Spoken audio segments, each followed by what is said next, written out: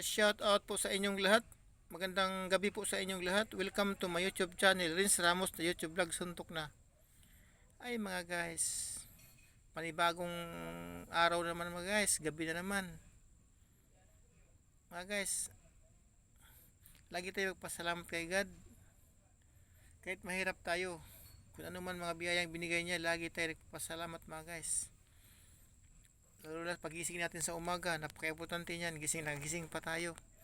Mayroong iba dyan na napakahimbing ng tulog.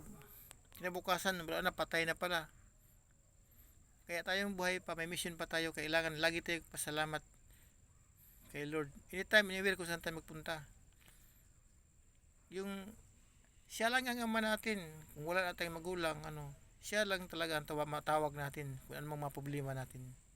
Siya na lang. Mayroong iba nag-iisa na lang sa buhay.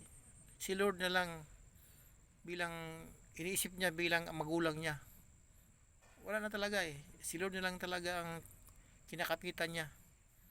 Kahit naghihirap siya. Mga guys, sabihin ko sa inyo mga guys, totoo yung impyerno mga guys. Yan ang huling destinasyon ng kaluluwa mga guys pag mamatay yung tao. Itong material na katawan natin maiwan to. Kasi yung kaluluwa mga guys, walang kamatayan yan.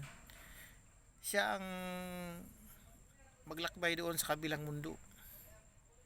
Kung ano man, kung saan man siya punta. Totoo yan mga guys. Kaya may judgment day doon sa kabilang mundo din. Hindi lang dito sa lupa. May parusa din doon. Kasi dito sa lupa, marami kasi nagkakasala mga guys na di na kulong, di na parusahan. Absuelto mga guys kahit malaki yung mga kasalanan. Dahil yan mga guys sa pira. Piyansa. Pira talaga. Mahirap talaga sa mundo mga guys. Ang kawawa mga guys yung walang pera. Pero dito mga guys, sa harap ng Diyos, walang mayaman. Mga guys, pantay tayong lahat mga guys. Walang pinipili ang Diyos basta makasalanan yung isang tao. Ikis yan sa Kanya. Kailangan habang buhay ka pa, marunong ka humingi ng patawad sa Kanya. Paano kung bigla ka lang mamatay, magulat si Lord sa'yo, ba't nandito ka? Dito ka na dahil patay ka na. Tapos habang buhay ka pa, hindi ka nang sisi sa kasalanan mo. Ngayon nandito ka na, kaluluwa ka na, saka ka na magsisi. Hindi pwede yan. Anong sasabihin sa'yo ni Lord? Doon ka sa kabila. Wala, iyak talaga yung kaluluwa mo. Kagustuhan mo eh. Kaya kailangan, mabait ka sa kapwa mo. Kung anong magandang pakikitungo sa'yo sa kapwa mo, yun doon isukli mo. Kung yan itinanim, kung anong itinanim mo, siyang aanihin. Kailangan, tulad ba sa binato ka ng tinapay, batuin mo rin ng tubig para makainom, mabulunan. Di, joke lang. Dito, para binato ka ng tinapay, batuin mo rin ng tinapay.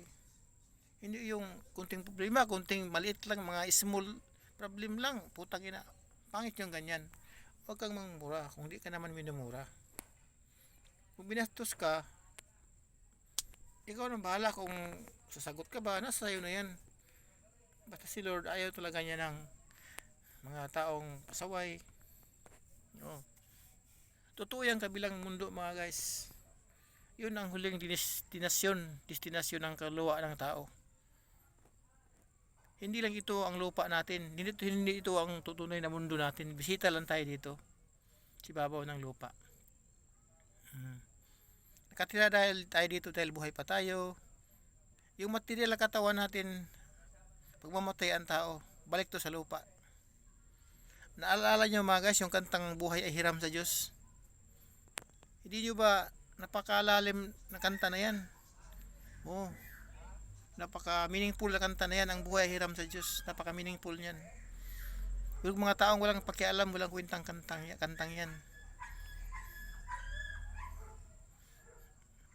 Sa inyo mga guys, kung tama ba ako o mali ba ako. Basta at least, yan ang paniniwala ko mga guys. Kayo na ang bahala mag-judge sa mga sinasabi ko. Akala mo ko maganda yung hapunan nyo ngayon. Ulitin ko, magandang gabi po sa inyong lahat. God bless all po sa inyong lahat.